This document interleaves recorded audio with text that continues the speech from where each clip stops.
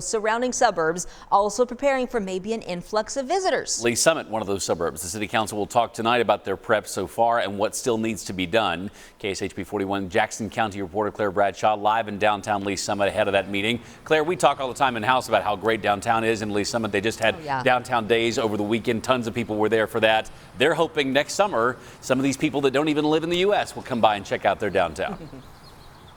Right, and think about downtown days next year, you guys, will be just right before the FIFA World Cup. So there are a couple areas that the city already knows they still need to touch on. They need to do some more work at their regional airport. They need to figure out if they're going to adjust anything with their short-term rental regulations. And they also are trying to identify any areas where resources may be strained that Lee Summit can step in and help out the city of Kansas City. But let's talk about the Lee Summit Visitors Bureau first. That was recently created with tourism in mind, with the FIFA World Cup in mind, to really attract and market Lee Summit to out-of-towners. Now, the city of Lee Summit also recently upgraded its local airport by adding an additional hangar and a larger tug to pull bigger jets. We're talking about private jets, people flying into there.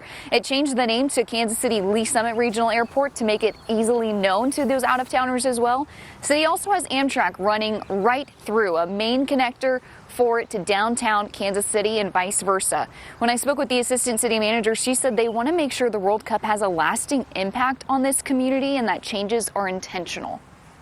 We don't want to just kind of do fly-by-night type of activities. We want to do something that, is more sustainable in the community, and then recognizing that, just how do we prepare and make sure that we're keeping our community safe and keeping our community clean and all of those things when you have an influx of visitors.